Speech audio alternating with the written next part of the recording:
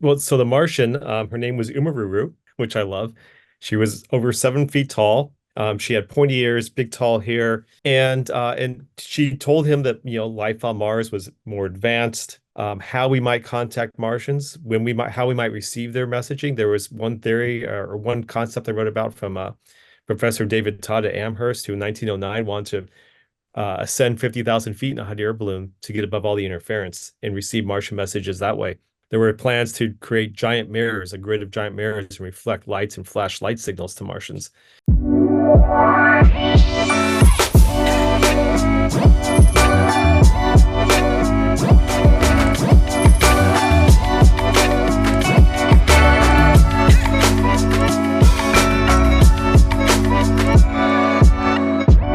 Hey everyone, and welcome to First Contact. This is your host, Eesha Patel, and today we have an amazing guest. His name is Marc Hartzman. He's an author and creative director.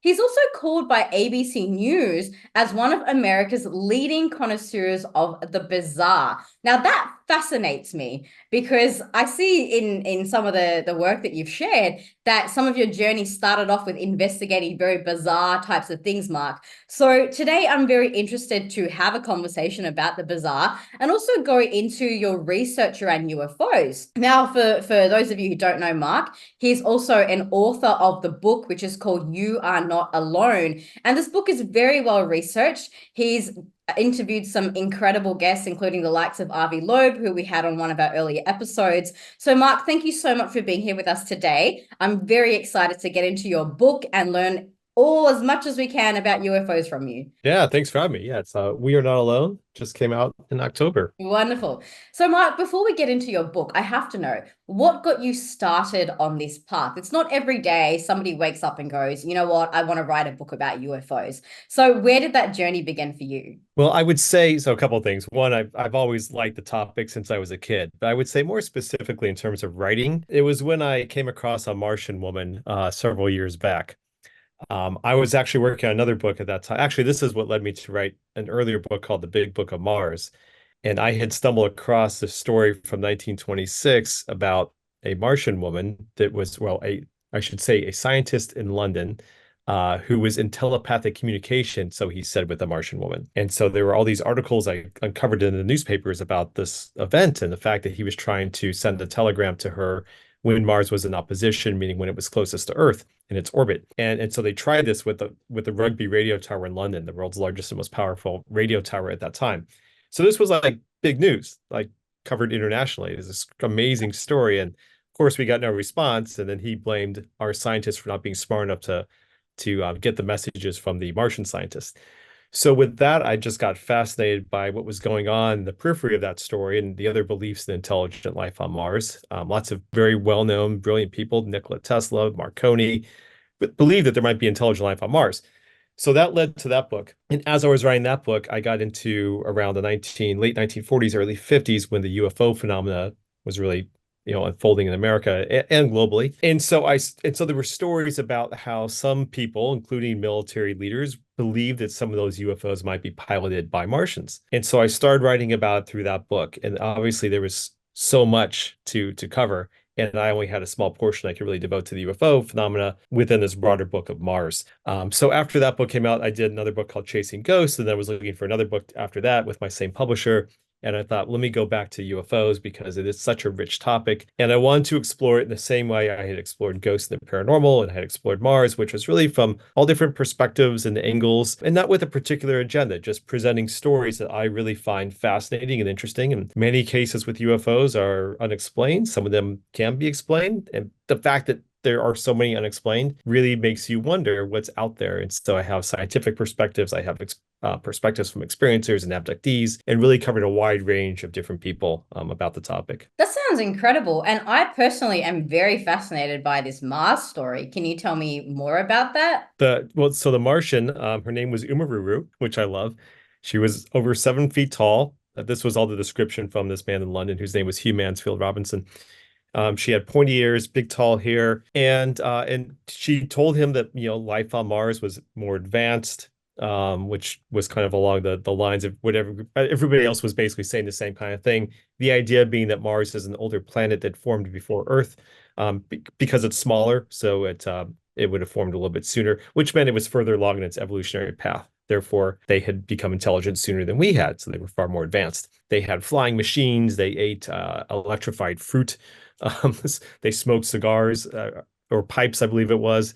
So it was like similar to Earth, but like a little bit better in the descriptions from 1926. And so he tried it, as I mentioned then, and then 2 years later he tried it again because Mars was in opposition once again, 1928. And again, there was no response. But again, it was a big news story. And so I just became so fascinated. I had at that point, because I was researching that particular story, I reached out to the British Telecommunications Archive, and they sent me like 250-page PDF of memos and articles and clippings and handwritten letters about this particular story. So it was a treasure trove to go through, and again, really launched me into writing this whole book on Mars. Wow. So how did this person connect with the Martian? Was it like a physical connection? Was it a telepathic channeling type of thing? Telepathic.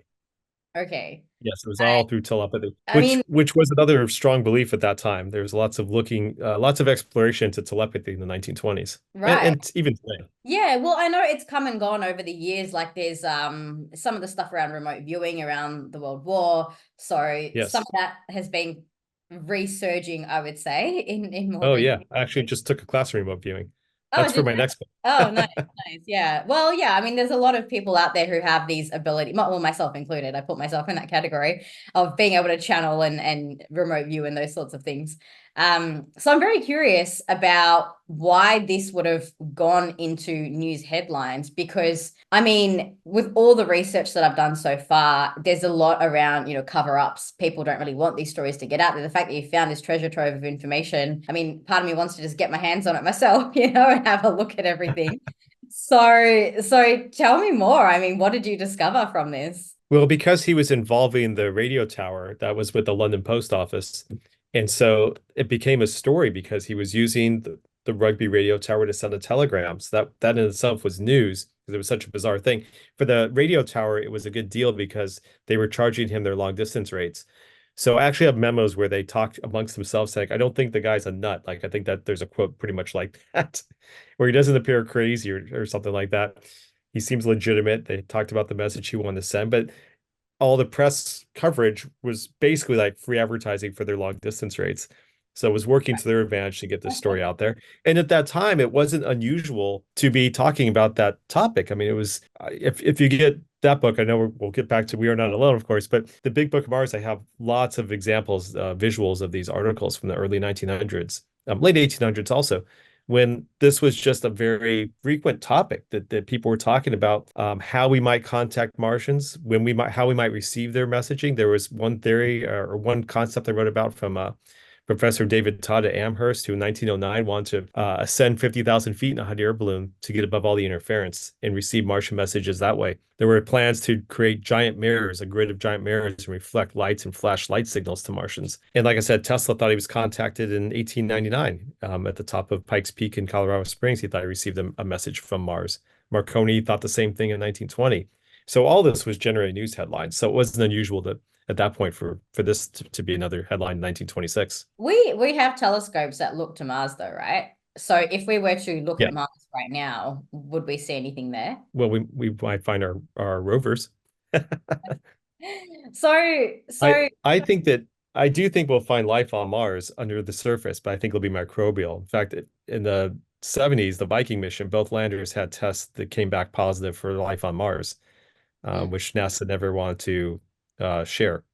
But yeah. I spoke with the two co-experimenters, and they're convinced their data was accurate and showed evidence for life there, microbial life, but life nonetheless. So where is this channeled information coming from? Is it another dimension, another time? Which information? This from the Martian. So this connection that's happened with this being through telepathy or channeling. You said Oh, telepathy. Umaruru. Yeah, yeah. So if she's a Martian, how does that fit into our current model of what we know about Mars, which is that there's only little, maybe microbiomes of life there? Oh, it doesn't fit in at all. Yeah, yeah. So That's let's just what they let's believed in let's bridge 1926. the gap for people there. Yeah, it's just, it's what you thought in 1926, and no one knew for sure that that wasn't the case. Basically, there was still Right. some belief and hope that maybe that was the case. So yeah, Right. they didn't know that there was nothing there till the first flyby, which I think was 64, if I remember correctly. Right, I see. Okay. So the reason why I'm asking some of these questions is because I get different types of people on this podcast, right? Some people are on the channeling end of the spectrum, who have connected with beings from various races. They tend to be interdimensional though. And then you've got Hmm. the nuts and bolts kind of research, which is about the physical craft, which we're going to get into some of the stuff in your book as well. And there seems to be this gap sometimes between the two worlds. So you've got the camp of people that are saying, yes, okay, there's definitely beings out there. I connect with so and so from Venus. I connect with so and so from Mars. I connect with, like for example, Bashar, like those sorts of things, right? Then you've got the other end of it where people are like, well, there's Roswell and an actual physical craft landed. Where do you think the truth lies in all of that? Well, that's a good question. I mean, I think that the interdimensional theory is interesting. Um, because to me, what I kind of like about that is that the idea that we don't know everything about the physics of our world. Mm, And I think that makes sense that we don't know. We'd be a little arrogant to think we know everything, right? We're always discovering new things. There have been other cases where discoveries in physics actually did explain some things that people thought may be UFOs. mm. Pilots used to report seeing flashes above clouds and thinking that they were seeing something potentially, extraterrestrial. They discovered later that those were, I think they're called elves and sprites, lightning that shoots upward from clouds. We didn't know about that until we had satellite technology. So there's things that we learn as we go.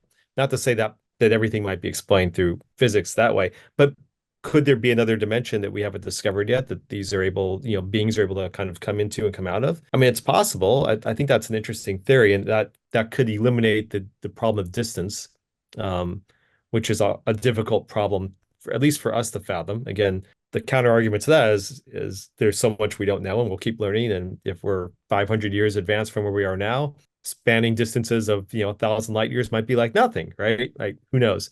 Right now, it seems hard to imagine how that's possible. Interdimensional theory would kind of eliminate that distance problem, which I think is also interesting. But I do think, all that said, you look at the enormity of the galaxy and the universe, which has billions of galaxies, and you got to figure like there's got to be something else out there, right? I love the fact that we're discovering all these exoplanets, in the past, 25 years or so. I mean, thousands of exoplanets are being discovered. Some of them are within what's called the Goldilocks zone, where it seems like they could harbor life based on the distance from their star, their sun. Whether or not that can grow to intelligence or not remains to be seen, but certainly it seems like there's possibilities out there. Right. Amazing. So let's get to just some of your research. Now, you've had some amazing guests that have commented and been included in your book as well. So one of the first sections that you cover is the origins of modern UFO phenomenon. So talk us through a little bit about that, and if you can share maybe some of the common case studies, that would be really valuable for us. Well, yeah, I think that really the modern UFO phenomena kind of goes back to Kenneth Arnold in 1947 on June 24th when he saw these nine flying objects over Mount Rainier in Washington, and described, and when he landed, he described what he'd seen, and he said that they were, skipping like discs, on a lake or something like that. And the press picked up that phrase and called them flying saucers.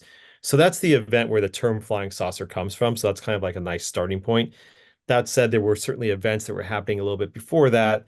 Um, so that's not exactly the very first event, but that's a nice marking spot just to the flying saucers. But before that, you had the Foo Fighters from World War II, which were like kind of glowing balls of fire that seemed to be following pilots around that were unexplained. And there was an event called the Battle of LA in 1942, where an object floated over near the coast, up the coast of California, and it was fired at by a lot of machinery, a lot of guns from the military, and nothing happened. It just kind of floated off and came back later, and all these gunshots at it just resulted in nothing. That was never explained. But after 47, once Kenneth Arnold saw these, quote, flying saucers, in the days and weeks that followed, you had reports from across the country just flying in about reports of other UFOs overhead, and many of them matching the description of Kenneth Arnold. So it was really suddenly becoming a thing. And then shortly after that, first week in July, you have the Roswell crash. which is, certainly one of the more fascinating cases.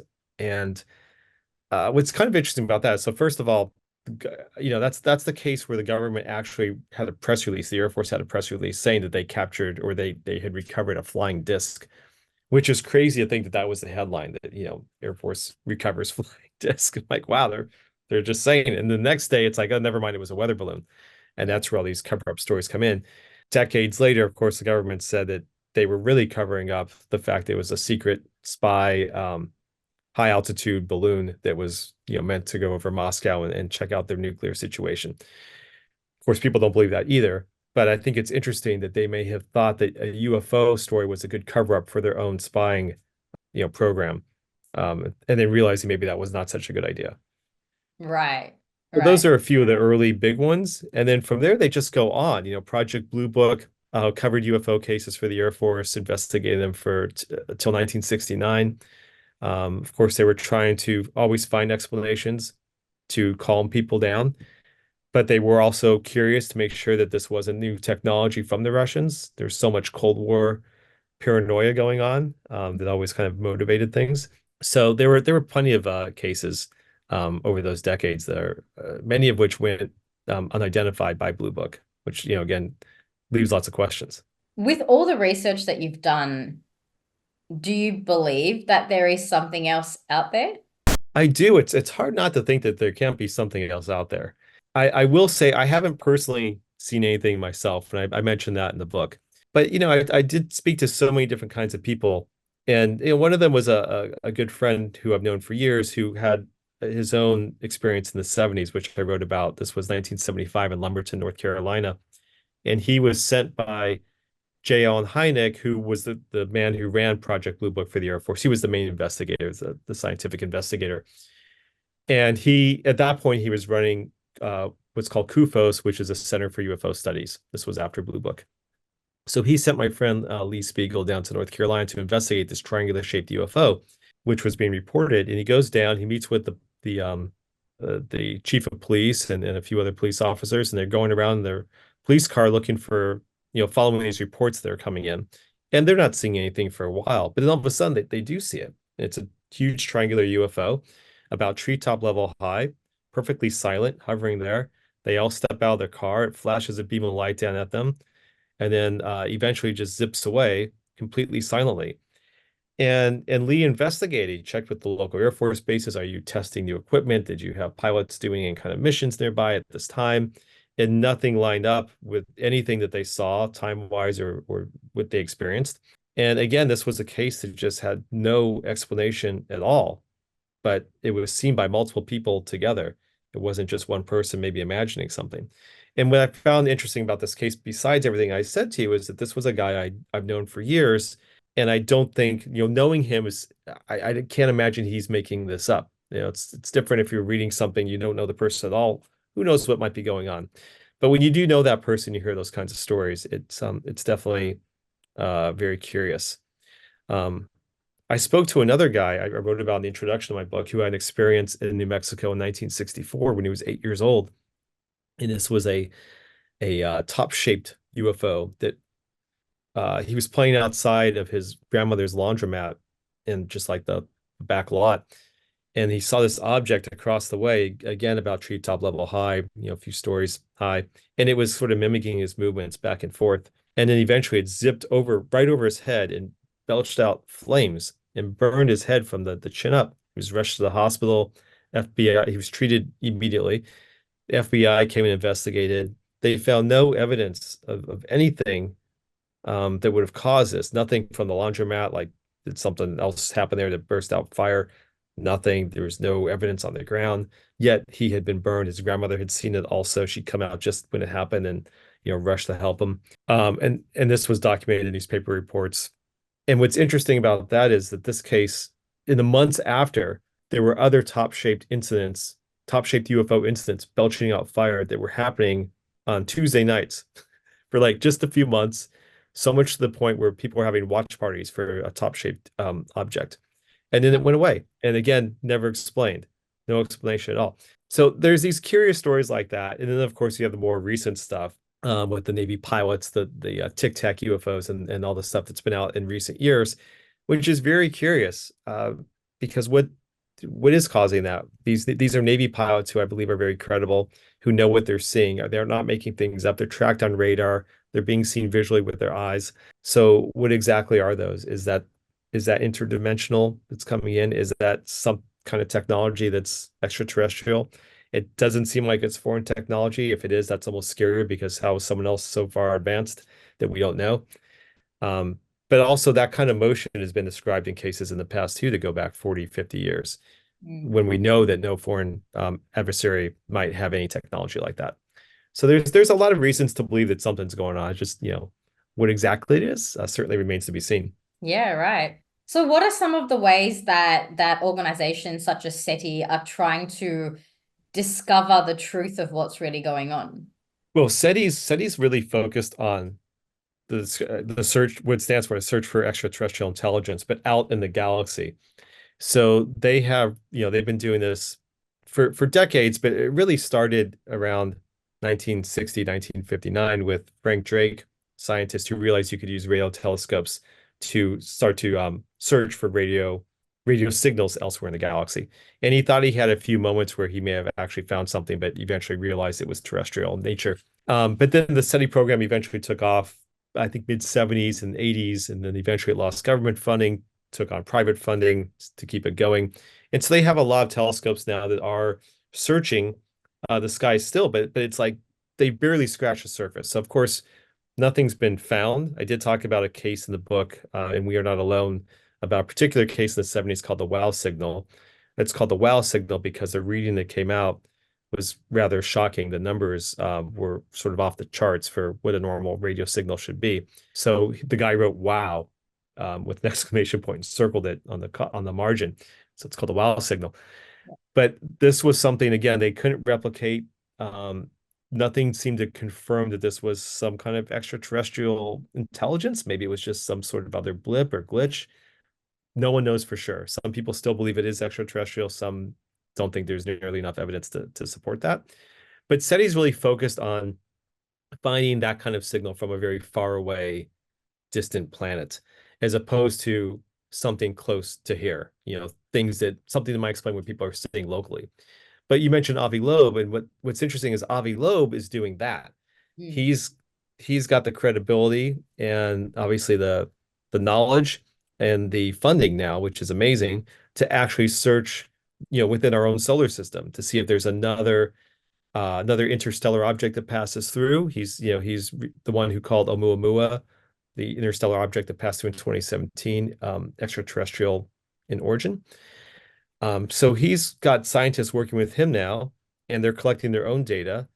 And to me, that provides real hope that we finally have actual group of scientists who are really focused on learning about this phenomena.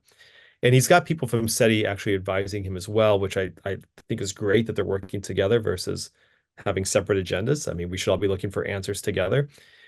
But, I often wonder if scientists had taken this as seriously as Avi Loeb is now, say 50, 60 years ago, what might we know by now? I mean, it's a lot of time that was not spent with serious science research because of, the stigma of UFOs and flying saucers. So I love what Avi Loeb is doing. I think that there's real hope we might learn something new, in the years to come, near future. Absolutely. I'm a huge fan of his work. And just I love his philosophy on this as well. He's just very he's a really firm believer that all of this knowledge should be shared. I think one of the things he said, and I'm paraphrasing here, but essentially nobody owns the skies, Mhm. so everyone The should skies have. aren't classified. That's it. That's it. The skies Yeah. aren't classified, and we should all have access to it. And I love his philosophy around that. Um, Yeah, and he's open-minded.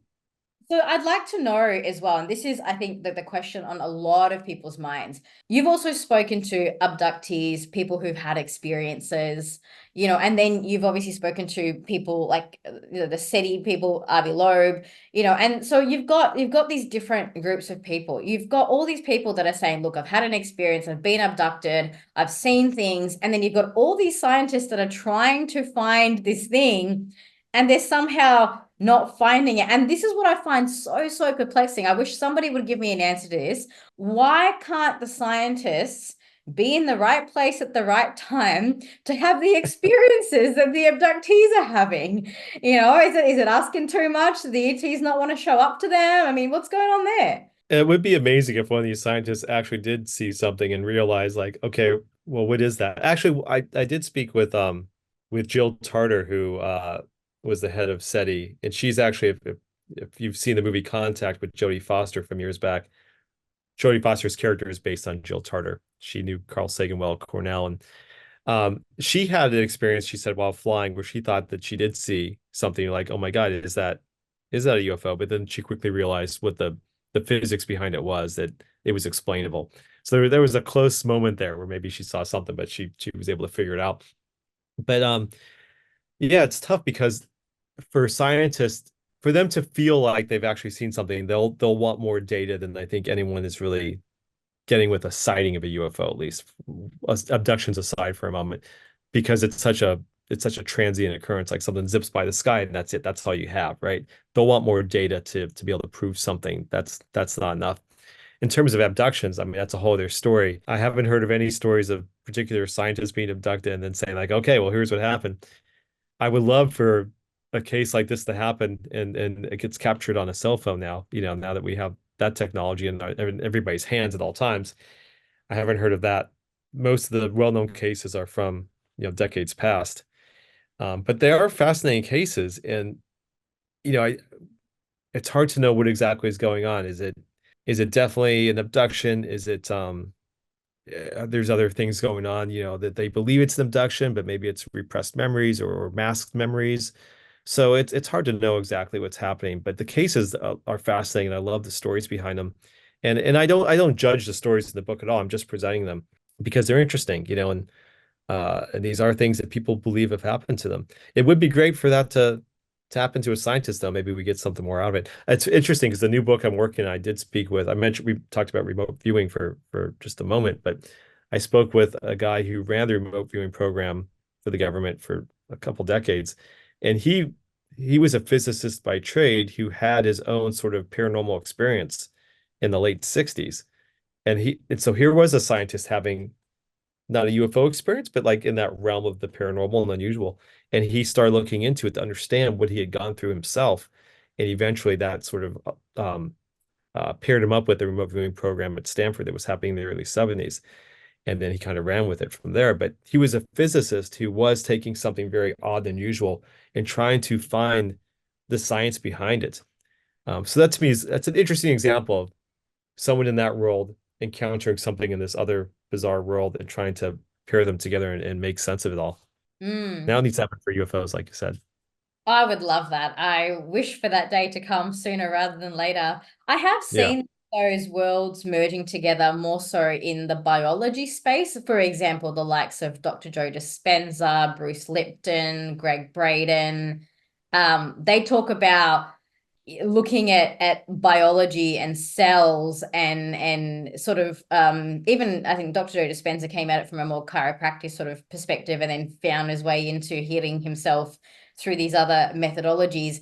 And I think I mean I feel like there's a space where everything is interconnected, right? Where the very fabric of life is interconnected. And so whether you're coming at it from a biology perspective or whether you're coming at it more from like a UFO perspective, I think the one thing they all agree on is that there is some force, some unknown force that humans do not understand yet. And I think many different branches of science are trying to find what that force is.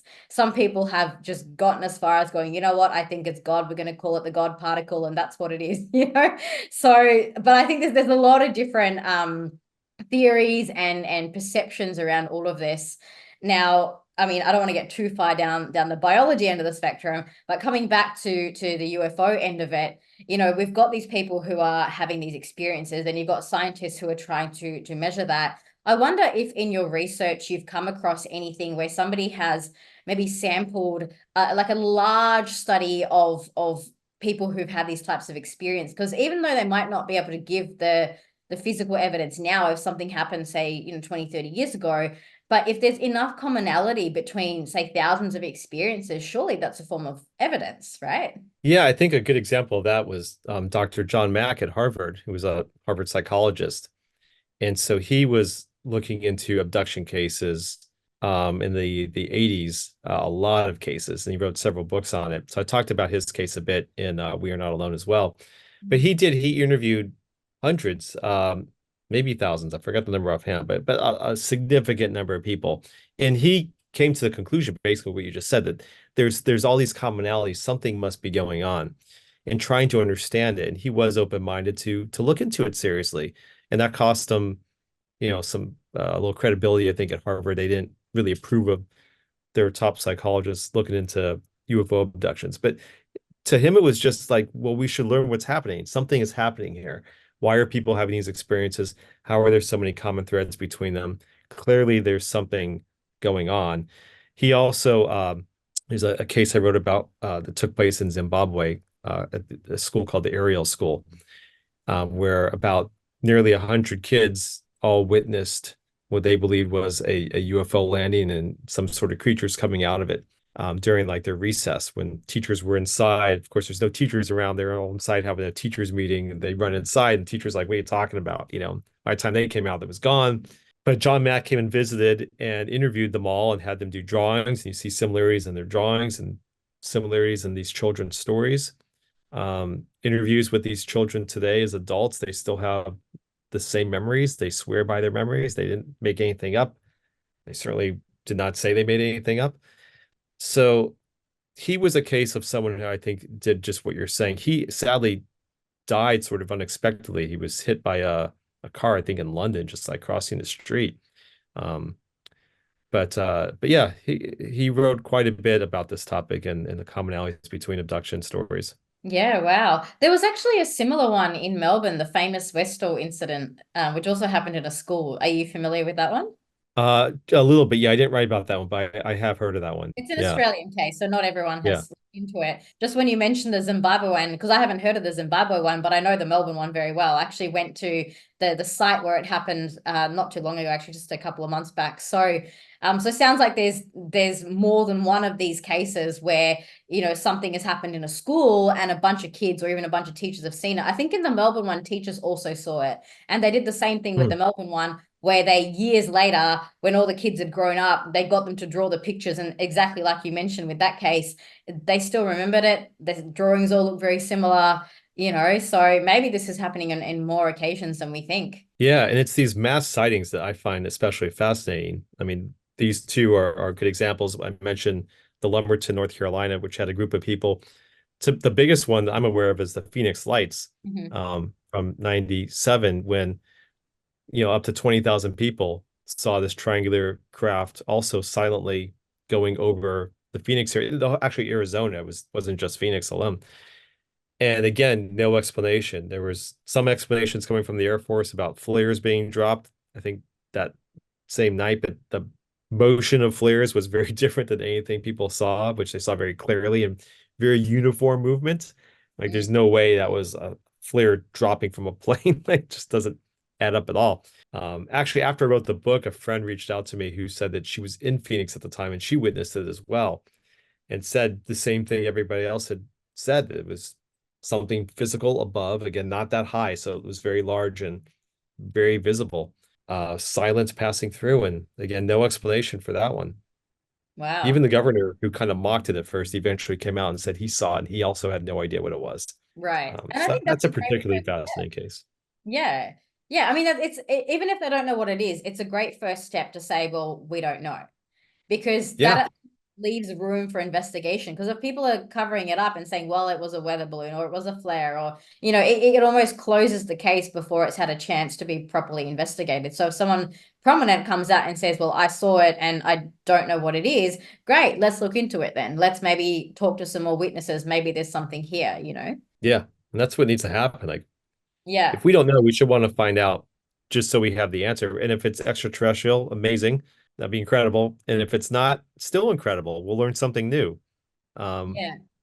I think either way, we're better off knowing, and we're smarter as a people. So finding Exactly. information, that's the whole point of science, right? Is we learn new things and What I pursue what I them. do find fascinating, and I'm totally with you in that if we don't know, let's try and find out. Let's work together, figure it out. I think that's a great attitude to have. What I find really fascinating is the groups of people that are adamant to actively cover it up, which perplexes me. I mean, you've looked into Project Blue Book, right? So you would know the cover-ups that happened, and the fact that certain things about Roswell weren't even mentioned in the files. Well, what's that about? If this was really a project that was designed to find truth, why is it barely mentioned in there?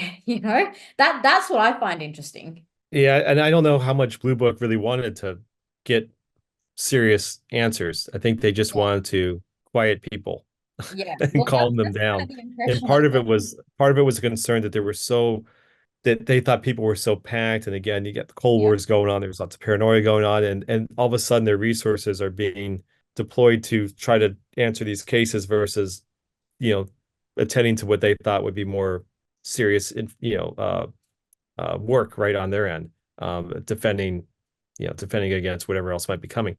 So I think for them, it was like, okay, well, how do we just make this go away? Obviously, they were still keeping an eye on things just in case, right? But not fully invested for that. And then, Roswell in particular is kind of an interesting case because it was really just kind of a blip in the news for a few days. If you go through old newspaper archives, it's only a story for a few days. It wasn't until 30 years later that it became a story again, and all these stories unfolded from then, from people who had recollections from the past. Mm. And that's when the whole thing kind of bubbled up and the conspiracy theories started. Yeah, yeah, we actually researched Roswell quite extensively on this podcast. We had Tom Carey on, who has interviewed more than 600 first and second-hand witnesses of the case. And so we learned a lot about what actually happened at Roswell. Now, of course, there's not a lot of hard evidence for any of it, but I find the story so fascinating, just the fact that there's so many people that are saying they saw something, or they have a piece of the metal, or they have a piece of something that they picked up at the time. There's too much there to ignore it, and I've also spoken to people who are adamant that Roswell was nothing, that it was just completely made up and a big conspiracy theory. So I've heard all ends of the spectrum on this. And Yeah. I find it fascinating. Like, I mean, I wasn't there, right? I wasn't around, so I can't tell you what the exact truth is. What I do know is that there's enough people out there who are very, very strong in the belief that something out of this world definitely happened. And some people, have had hard proof of that. And where that proof is now, well, some of it seems to be lost. There was one guy I spoke with, Frank Kimbler. He's been on Ancient Aliens and a few other docos as well. And he actually went out there with a metal detector and tried to find the pieces. So one of the interesting things that he found was they actually found military buttons in the ground there that dated back to that time, which suggested that the military had actually been out. And I thought, well, that's Hmm. interesting. What's the military doing there? Because they dated it to that around that time. And I just thought, well, that's fascinating, because obviously there was a reason to investigate. So anyway, there's a lot of different stories out there. I want to just switch gears a little bit, towards some of your other work, Mark. Now, you've got this book, We Are Not Alone, which is focused on UFO specifically, but you've also done a bit of research around ghosts, paranormal, those sorts of things. And I'm curious if you found any connection between the paranormal side of things and maybe some of the UFO activity that people are experiencing. Yeah. In fact, I think one of the most interesting things I came across regarding that was something I talked about toward the end of my book, Chasing Ghosts, which was an experiment that was done in the 80s, maybe going in early 90s, by a professor in Canada.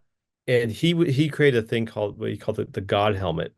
And basically this was, I don't know if you're familiar with the story, but it was a helmet he put on. He put people into like a dark room, blindfold over their eyes, complete sensory deprivation.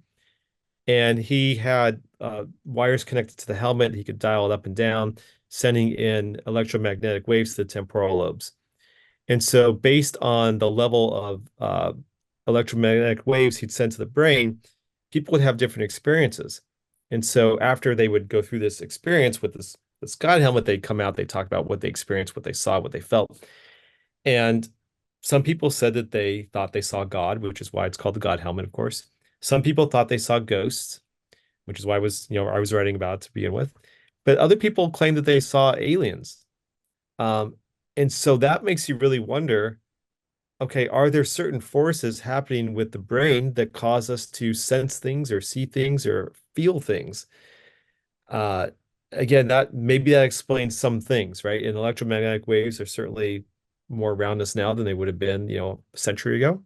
Could that possibly have some explanation that combines these different kinds of experiences people have, just created somehow with the brain? It's That might explain some of it. I don't think that would explain all of it, of course, but maybe that explains some of the things, which is interesting. And it also just kind of points the idea that the brain, we talk about how vast space is, but our minds are also something that's still vastly unexplored. And so much is still unknown about what's inside of us. So I find that interesting as well. Yeah, right.